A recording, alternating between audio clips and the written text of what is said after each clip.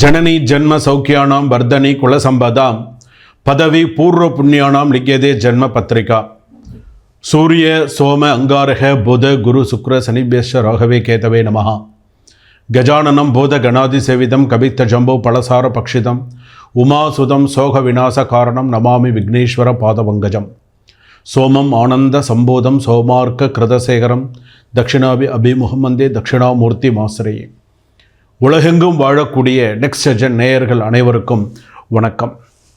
நான் உங்கள் doctor V Rajkumar Sivachariyar பேசுகிறேன். இன்றைய தினம் நாம் பார்க்கக்கூடியது ஜோதிட பலன்களில் ஜூன் மாத பலன்கள். ஜூன் மாதத்தில் ஜூன் மாதம் 1ஆம் தேதியிலிருந்து ஜூன் மாதம் முடிய 12 ராசிகளுக்கான பலன்கள். 12 ராசிகளுக்கான பலன்கள் எப்படி இருக்கும், அதே போல் 27 நட்சத்திரம் 12 ராசிகள், இந்த 27 நட்சத்திரத்தில் பிறந்தவர்களுக்கு எல்லாருக்கும் இந்த ஜூன் மாதத்தில் என்னென்னலாம் ப்ளஸ் என்னென்னலாம் மைனஸ், ஸோ இதெல்லாம் நம்ம தெரிஞ்சுக்க போகிறோம். பொதுவாக பார்த்திங்க அப்படின்னு சொன்னால் நம்ம இந்த சில விஷயங்கள் இந்த வைகாசி மாதம் அப்படின்னு சொல்லுவாங்க. இந்த ஜூன் மாதத்தில் வரக்கூடிய சில முக்கியமான நாட்கள், சில முக்கியமான சில விஷயங்கள்லாம் இருக்குது. இதில் பார்த்திங்க அப்படின்னு சொன்னால் இந்த மாத சிவராத்திரி அப்படிங்கிறதெல்லாம் ரொம்ப விசேஷமான ஒரு நாள். அதே போல் பார்த்திங்க அப்படின்னு சொன்னால் இந்த ஜூன் மாதத்தில் நிறையா சிறப்பான நாட்கள் நிறையா வருது. அதுலேயும் பார்த்திங்க அப்படின்னு சொன்னால் கிரக பயிற்சிகள் அப்படின்னு சொல்லுவாங்க. இந்த கிரக பயிற்சிகள் அப்படின்னு சொல்லும்போது கடகராசியிலேருந்து சிம்ம ராசிக்கு செவ்வாய் பகவான் மாறுகிறார் சிம்ம ராசிக்கு. ஸோ அப்போ அந்த ஜூன் மாதத்தில் இந்த நிகழ்வுகள்லாம் இருக்குது. அதே போல் கிரக சஞ்சாரங்கள் சந்திராஷ்டம காலங்கள்லாம் இருக்குது. ஸோ அந்த ஜூன் மாதத்தில் வரக்கூடிய சந்திராஷ்டம தினங்கள்லாம் எப்படி இருக்கும், ஸோ எப்படியெல்லாம் சில சூழ்நிலைகள்லாம் நம்ம பார்த்துக்கணும். உங்கள் தொழில், திருமணம், வேலை, உடல்நிலை, மாணவ மாணவிகள், வழக்குகள் இதெல்லாம் எப்படி இருக்கும் அப்படிங்கிறத நம்ம சில விஷயங்கள்லாம் தெரிஞ்சுக்கலாம். அதே போல் ஜூன் மாதத்தில் பார்த்திங்க அப்படின்னு சொன்னால் தெய்வ வழிபாடுகளில் நிறையா ஈடுபாடு காட்டணும் அப்படின்னு சொல்லுவாங்க. தெய்வ வழிபாடுகளில் நிறையா ஈடுபாடுகள், அதாவது கொஞ்சம் இல்லை, அதாவது நம்ம ஸ்கூல்லாம் திறந்துருவாங்க. மாணவ மாணவிகள் நிறையா கொஞ்சம் கடன் பிரச்சனைகள் நிறையா இருக்கக்கூடிய சிலர் இருக்கக்கூடியவர்கள் வேறு, சில பேர் கடன் வாங்கி குழந்தைகள் எல்லாம் சேர்க்கக்கூடிய தாய்மார்கள்லாம் இருக்காங்க, குடும்பத்தில் இருக்கக்கூடியவர்கள்லாம் இருப்பாங்க. அவங்களெலாம் பார்த்திங்க அப்படின்னு சொன்னால் சில வழிபாடுகள். ஏன்னா நம்மளுடைய அவசர தேவைக்கு சில கடன்கள் வாங்குவோம், சில நேரத்தில் உரிய நேரத்தில் கொடுக்க முடியாத சில சூழ்நிலைகள்லாம் இருக்கும். அப்படி இருக்கக்கூடிய காலத்தில் நம்ம என்னென்ன வழிபாடுகள், நம்ம குடும்பத்தில் என்னென்ன விஷயங்கள்லாம் நம்ம செய்யணும், என்னென்னலாம் செஞ்சால் அடுத்தடுத்து வரக்கூடிய காலகட்டங்கள் நமக்கு நல்லா சிறப்பாக இருக்கும் அப்படிங்கிறத நம்ம தெரிஞ்சுக்கலாம். அதுலேயும் ஜூன் மாதத்தில் பார்த்திங்கன்னா இந்த செவ்வாய் பயிற்சி இதெல்லாம் இருக்குது. சில கிரக மாற்றங்கள்லாம் வரும்போது அந்தந்த கிரகங்களுக்கு தகுந்த மாதிரியான பலன்கள்லாம் இருக்கும். இப்போ மேஷ ராசியிலிருந்து அந்த மீனராசி வரையிலான பலன்கள்லாம் நமக்கு எப்படி இருக்கும், என்னென்ன ராசிக்கு எப்படி இருக்கும், அவ்வளோதான். பொது பலன்கள் அப்படின்னு சொல்லுவாங்க, அவ்வளோதான். இது உங்கள் சுய ஜாதகப்படி நிறையா மாறுங்க. சுய ஜாதகப்படி சில பேருக்கு இந்த பொது பலன்களை சில பேருக்கு 100% அப்படியே பழிக்கும். ஃபோன் பண்ணி சொல்லுவாங்க, சுவாமி நீங்கள் சொன்னது நடந்தது, நீங்கள் சொன்ன மாதிரி இருக்குது, ஸோ இதுக்கப்புறம் என்ன பண்ணணும், என் ஜாதகத்தை பார்த்து சொல்லுங்கள் அப்படின்னு சொல்லுவாங்க. ஸோ இதுக்கப்புறம் வரக்கூடியது எப்படி என்னங்கிறத நம்ம பார்க்கணும். உங்களுடைய சுய ஜாதகம் ஒரு சிறிய கட்டணத்தோடு கீழ்கண்ட நம்பர் இருக்குது, அந்த நம்பரில் கால் பண்ணி சிறிய கட்டணத்தோடு ஒரு அப்பாயின்மெண்ட் ஃபிக்ஸ் பண்ணிட்டு ஒரு டைம் ஃபிக்ஸ் பண்ணிட்டு அந்த டைமில் உங்களுடைய சுய ஜாதகத்தை பார்த்து பலன்களை தெரிந்து கொண்டு அதற்கு தகுந்த பரிகாரங்களை செய்து கொள்ளுமாறு கேட்டுக்கொள்கிறேன். தனுசு ராசி நேயர்களே, உங்களுக்கு எப்படி இருக்குது ஜூன் மாதம்? பரபரப்பாக போகிறீங்க, பரபரப்பாக வரீங்க, வேலை தான் ஆக மாட்டேங்குது, உண்டா இல்லையா? நான் சொல்லணுன்னு சொல்லக்கூடாது, நீங்களே சொல்லுங்கள். பரபரப்பாக போகிறீங்க, பரபரப்பாக வரீங்க, என்னத்தை இது ஒரு விஷயமும் சாதிக்க முடியலை, ஒரு விஷயமும் நமக்கு நடக்கலை.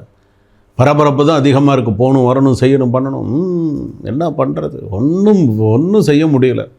கிட்ட தடங்களாகுது. கல்யாண விஷயம் கிட்ட சில பேருக்கு தடங்களாகிடுச்சு. இப்போ ரீசண்டாக தனுசு ராசி, போராட நட்சத்திரம் தனுசு ராசி பரவாயில்ல, கொஞ்சம் மூல நட்சத்திரம் தனுசு ராசி கொஞ்சம் பிரச்சனைகள் இருக்குது. உத்திராட நட்சத்திரம் தனுசு ராசி கொஞ்சம் பிரச்சனைகள் இருக்குது. போராட நட்சத்திரம் கொஞ்சம் பரவாயில்ல.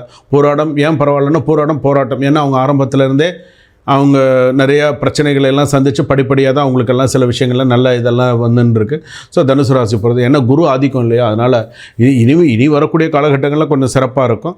இருந்தாலுமே வந்து பரபரப்பாக எல்லாம் ரொம்ப நீங்கள் பரபரப்பாக காமிச்சிக்கிறீங்க, பரபரப்பாக போகிறீங்க, பரபரப்பாக வரீங்க, ஒரு நல்ல விஷயமும் நடக்க மாட்டேங்குதுன்னு தான் இருக்குது. அதே போல் பணியிடத்தில் பணி சுமை அதிகரிக்க வாய்ப்பு உள்ளது.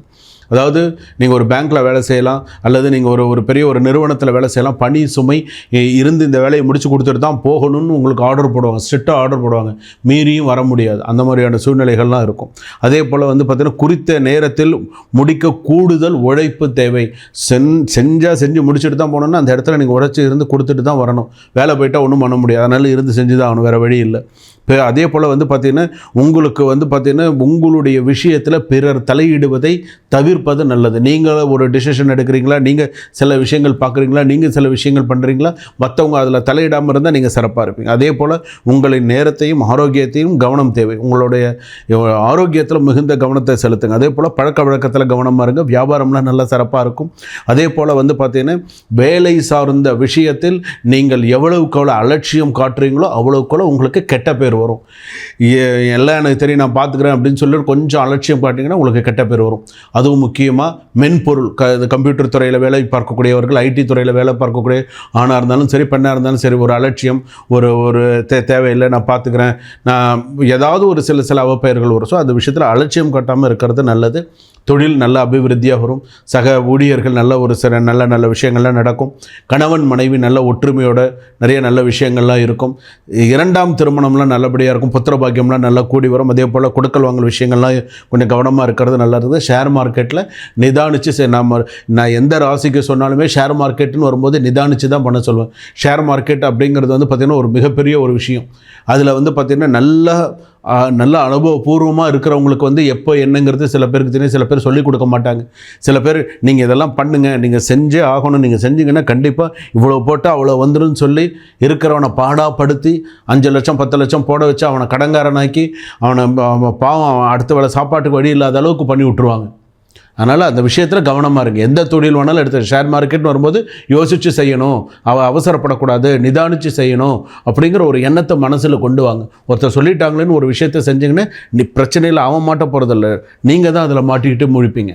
அதனால் அது என்னங்கிறத யோசித்து செய்யுங்க. நம்மளை விட பெரியவங்களை கேட்டு செய்கிறதுல தப்பு இல்லை. சார் நான் செய்யலாமா வேண்டாமா, எனக்கு ஒத்து வருமா ஒத்து வராதா, நான் இந்த வருஷத்தில் பண விஷயத்தில் கவனமாக இருக்கணுமா வேண்டாமா, இந்த வருஷத்தில் நான் கல்யாணம் பண்ணணும்லாமா வேண்டாமா, பண்ணினா நான் எனக்கு எப்படி இருக்கும், பண்ணினா எனக்கு அடுத்தடுத்து குழந்தைகள் நான் நன்னா இருப்பேனா, இல்லை எனக்கு இதுக்கப்புறம் ஏதாவது தடங்கள் வருமா. கரெக்டாக ஜோதிடரை பார்த்து கரெக்டாக கன்சல்டேஷன் வாங்கிக்கோங்க. கரெக்டான கன்சல்டேஷன் வாங்குங்க, அது நடக்கும் உங்களுக்கு. என்கிட்ட நான் ஜாதகம் பார்க்குறவங்களுக்கு எல்லாருக்கும் நான் சொல்லுவேன், இது நடந்ததா நடந்தது, இது நடந்ததா நடந்தது, இது நடக்கிறது, இந்த மாதிரி இருக்கா இருக்குது. ஸோ அப்போ இதுக்கு மேலேனா இப்போ நான் சொல்கிறது நீ செய், இல்லைன்னா நான் என்னோட ரெக்கார்டிங் அனுப்பியிருக்கல, அந்த ரெக்கார்டிங்கை பத்திரமா வச்சுருந்து இன்னும் 1 வருஷம் கழிச்சு கேளு, சாமி சொன்னது அப்படியே இருக்கா இல்லையான்னு கேளு அப்படின்னுவேன். சாமி பர்ஃபெக்ட் அப்படின்வாங்க. ஏன்னா எதுக்காகன்னு சில விஷயங்கள்லாம் அந்த மாதிரிலாம் இருக்குது. பெண்கள் கவனமாக இருங்க. பெண்கள் வேலை விஷயத்தில் வெளியில் போகிறது வருது, வண்டி வாகனங்களில் கவனமாக போயிட்டு கவனமாக வாங்க. அதே போல் வந்து பார்த்திங்கன்னா இப்போ உங்களுடைய சில விஷயங்கள், சொத்து விஷயங்கள், நிறைய நல்ல விஷயங்கள், பாசிட்டிவ் வைப்ஸ், நிறைய நல்ல விஷயங்கள்லாம் நடக்கும். வாராகி அம்மன் வழிபாடு நிறைய பண்ணுங்கள். பஞ்சமியில் வாராகிக்கு தீபம் ஏற்றி வழிபாடு, 5 தீபம் ஏற்றி வழிபாடு பண்ணுங்கள். பஞ்சமி தீதி 5 தீபம் ஏற்றி, எப்போதுமே வாராகி அம்மனுக்கு 5 தீபம் ஏற்றி வழிபாடு பண்ணுங்கள். அகல் விளக்காக இருந்தால் 5 தீபம், தேங்காய் தீபமாக இருந்தால் 2 தேங்காயில் தீபம் ஏற்றி வைங்க. பூசணிக்காய் இருந்தால் 1 பூசணிக்காய் இது பண்ணி தீபம் ஏற்றி வைங்க. நல்லா அமோகமாக வருவீங்க. அதே போல் ஏதாவது பெரிய வாராகி அம்மன் கோயிலுக்கு போகிறீங்களா, அந்த உங்கள் கையினால் அபிஷேகம் பண்ணுறதுக்கு ஒரு விஷயம் கிடச்சிதுன்னு சொன்னால், உங்கள் கையினால் அம்பாளுக்கு மஞ்சள் உங்கள் கையினால் அம்மியில் அரைச்சி அம்பாளுக்கு முழுசாக பூசி அபிஷேகம் பண்ணி மஞ்சள் குங்குமம் வச்சு அர்ச்சனை பண்ணி அந்த மாதிரி உங்கள் கையினால் பண்ணுங்கள். இன்றைக்கி சில ஆலயங்கள்லாம் அம்மி குழவிலாம் வச்சுருக்காங்க. சில ஆலயத்துலலாம் அம்மி குழவியில் அரைச்சி கல்யாணம் ஆகணும், நிறைய நல்ல விஷயங்கள்லாம் நடக்கணும், அம்பாளுக்கு மேலேருந்து கீழே வரைக்கும் நன்னா அம்பாளுக்கு ஃபுல்லாக நன்னா தடவி அம்பாளுக்கு மஞ்சள் பூசி நல்லா அம்பாளை நல்லா திருப்தியாக பண்ணுங்கள். வாராகி வழிபாடு நிறைய விஷயங்கள் பண்ணுங்கள். அதே போல் குரு வழிபாடு நிறையா பண்ணுங்கள். வடக்கு நோக்கி இருக்கக்கூடிய நவகிரகத்தில் இருக்கக்கூடிய குரு பகவானுக்கு மஞ்சள் வஸ்திரம் சாத்தி அர்ச்சனை பண்ணுங்கள். நிறைய நல்ல விஷயங்கள்லாம் பண்ணுங்கள். கண்டிப்பாக தனுசு ராசி பொறுத்தளவுக்கு அமோகமாக இருக்கும். வாழ்க வளமுடன்.